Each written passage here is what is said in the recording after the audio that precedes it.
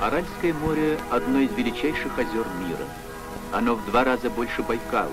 Его длина 428, а ширина 284 километра. На Арале множество больших и малых островов.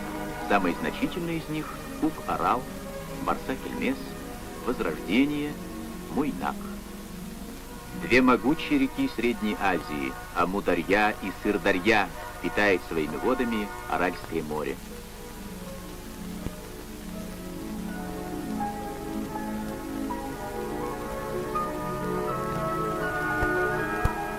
На площади, занятой этим огромным озером, могли бы разместиться такие европейские государства, как Голландия и Бельгия вместе взятые.